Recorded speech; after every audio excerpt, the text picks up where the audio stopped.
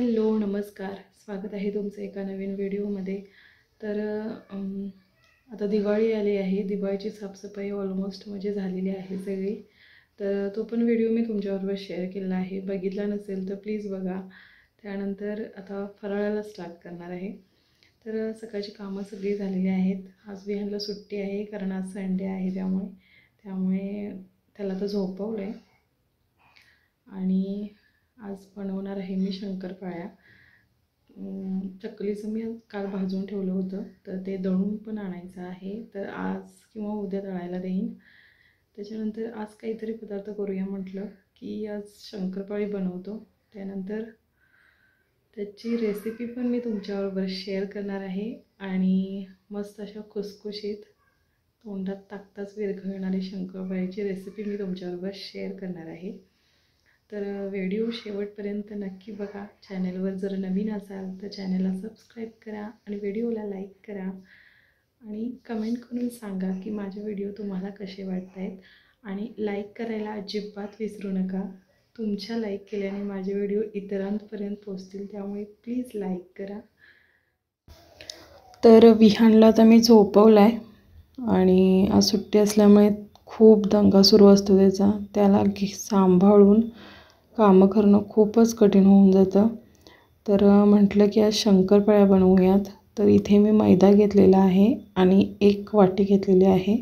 तर ती आधी जी वाटी घेतली होती ती मला खूपच लहान वाटत होती, म्हणून मी ही दुसरी वाटी घेतली जराशी मोठी। तर या वाटीच्या मेजरमेंटने मी 3 वाटी मैदा घेतलेला आहे।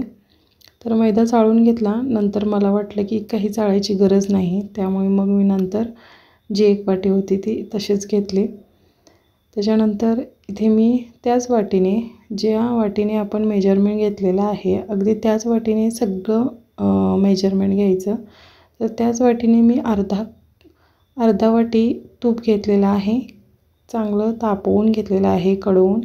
तर हे मिक्स करायचं। तर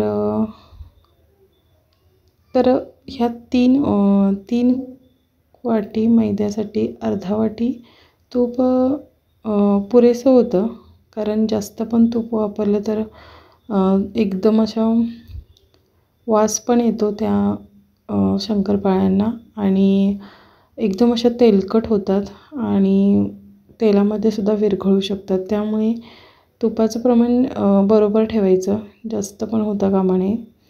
तर हे तूप मी घातलेलं आहे आणि हे पूर्ण चोळून घ्यायचं, पूर्ण पिठाला मिक्स करून घ्यायचं व्यवस्थित अशा पद्धतीने। तर दिवाळीचा फराळ मी आता थोडं लवकरच स्टार्ट केलेलं आहे, कारण बाळामुळे अजिबात तो काही मला करू देत नाही, त्यामुळे मी थोडं सुरू केलेलं आहे लवकरच थोडा वेळ। म्हणजे आता कधी दिवाळी आहे 17 तारखेपासून बहुतेक दिवाळी चालू होते। तर मग मी म्हणजे वसुबारस आहे, त्यामुळे आजपासूनच मी सुरू केलेलं आहे फराळाला आणि थोड्या क्वांटिटीमध्ये मी करणार आहे, जास्त पण करणार नाही, कारण मला तेवढं शक्य पण होत नाही बाळाला सांभाळून, कारण घरी कोणच नसतं बाळाला घ्यायला। मला एकटीला हँडल करावं लागतं त्याला आणि तो आता खूपच आगाऊ झालेला आहे, अजिबात घरात थांबत नाही, नुसता बाहेर पळत असतो। त्यामुळे सगळी कामावरून ही एक्स्ट्राची कामं करायची असतात, शिवाय हे व्हिडिओ पण बनवायचे असतात आणि सगळं एकदम लोड होऊन जातं। तर इथे मी आता 1 पाऊण वाटी, ज्या वाटीने मी मैदा घेतला होता अगदी त्याच वाटीने मी पाऊण वाटी साखर घेतलेली आहे, म्हणजे अर्ध्या वाटीपेक्षा थोडीशी जास्त घ्यायची। तर एका पातेल्यामध्ये त्यानंतर तेवढंच पाऊण वाटी पाणी घ्यायचं आहे आणि ही साखर विरघळवून घ्यायची आहे। याचा काही आपल्याला पाक बनवायचा नाही, तर साखर विरघळेपर्यंत आपल्याला हे हलवत राहायचं आहे।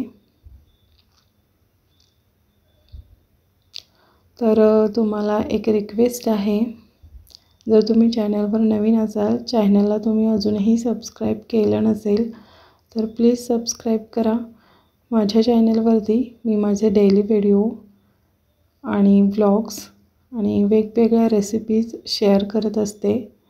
तर या विषयांमध्ये तुम्हाला जर इंटरेस्ट असेल आणि माझं घरातील सुद्धा मी रूटीन वगैरे शेअर करते, तर यामध्ये तुम्हाला जर इंटरेस्ट असेल, तुम्हाला बघायला आवडत असतील असे व्हिडिओ, तर चॅनलला सबस्क्राईब करा. आणि सबस्क्राईब केलं असेल तर व्हिडिओला लाईक करा आणि कमेंटसुद्धा नक्की करा. आवर्जून कमेंट करा की व्हिडिओ कसा वाटला, किंवा तुमचे काही सजेशन असतील तर ते सुद्धा तुम्ही मला कमेंटमध्ये सांगू शकता. तर तुम्ही बघू शकता इथे आता साखर विरघळलेली आहे, तोपर्यंत मी हलवून घेतलेला आहे. तर मी आता गॅस बंद केला आहे आणि हे थंड होऊ द्यायचं, एकदम थंड होऊ द्यायचं आहे. तर हे गार झालेलं आहे. तर याच्यामध्ये थोडं थोडं आपण घालून हे पीठ मळून घ्यायचं आहे. एकदमही सगळं घालायचं नाही, कारण कमी जास्त लागू शकतं. पण हे प्रमाण परफेक्ट आहे, तरीही आपण थोडं थोडं घालून चांगलं मळून घ्यायचं आहे अशा पद्धतीने. तर थोडं थोडं मी घालते आणि पीठ हे एकदम सैलसुद्धा मळायचं नाही, तर एकदम असं मऊ मळायचं, म्हणजे एकदम जास्त सैल पण तुम्ही मळू नका. तर अशा पद्धतीने थोडं थोडं, अगदी थोडं थोडं घ्यायचं आणि मळून घ्यायचं चांगलं. आणि जास्त घट्टसरसुद्धा मळायचं नाही, तर मीडियम आपल्याला मऊ एकदम मळायचं आहे अशा पद्धतीने.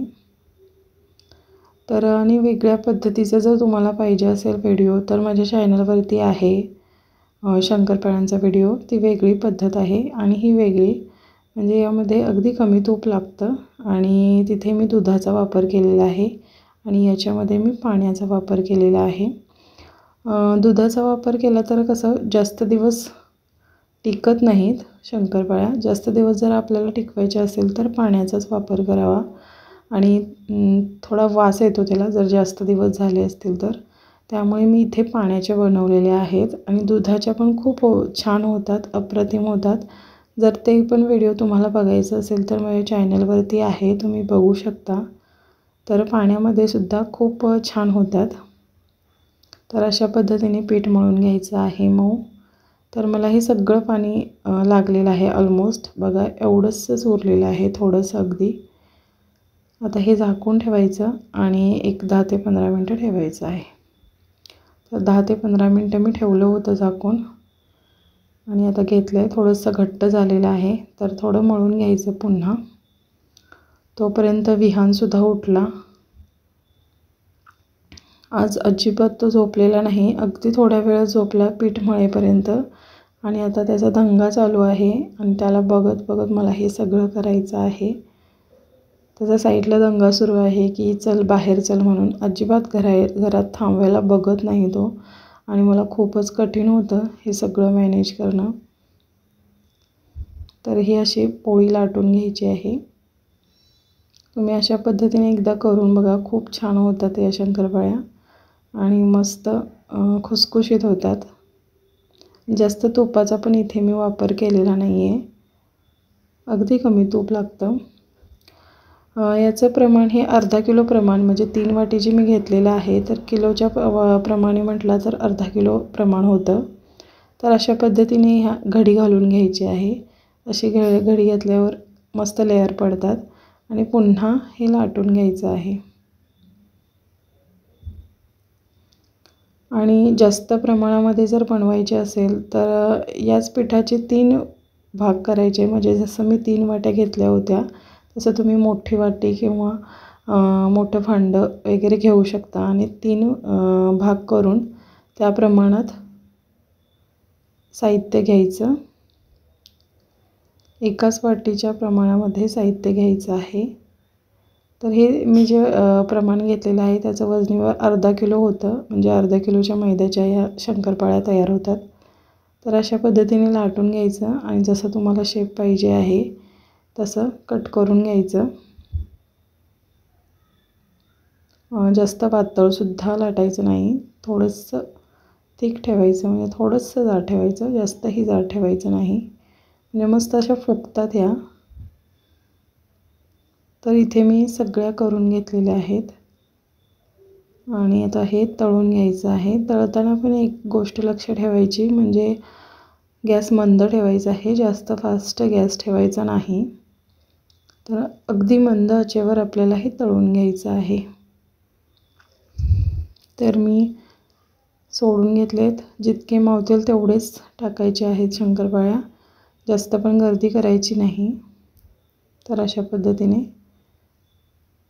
तळून घ्यायचं, अगदी मंद गॅसवर तळून घ्यायचं, म्हणजे मस्त फुगतात, त्याला लेअरसुद्धा पडतात आणि खूपच मस्त खुसखुशीत होतात, अगदी बिस्किटाप्रमाणे. तुम्ही बघू शकता इथे मस्त असा ब्राऊन रंग आलेला आहे. आता हे मी काढून घेते आणि खूपच छान झालेले आहेत, अगदी खुसखुशीत. तुम्हाला दिसतसुद्धा असतील, त्याचा आकार वाढलेला आहे, म्हणजे डबल झालेले आहेत फुगून आणि त्याला लेयर्ससुद्धा पडलेले आहेत. तर अशाच पद्धतीने मी सगळे तळून घेते.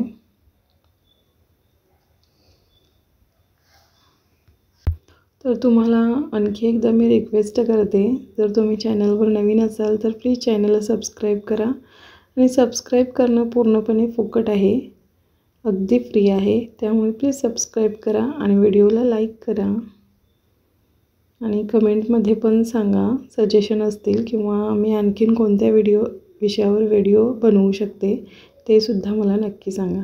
बघू शकता मस्त असे झालेले आहेत शंकरपाळ्या तयार. तर मी सगळ्या तळून घेते आणि डबल फुगलेले आहेत, लेअरसुद्धा पडलेले आहेत त्याला. तर व्हिडिओ कसा वाटला ते कमेंटमध्ये नक्की सांगा. भेटूया नेक्स्ट व्हिडिओमध्ये. बाय.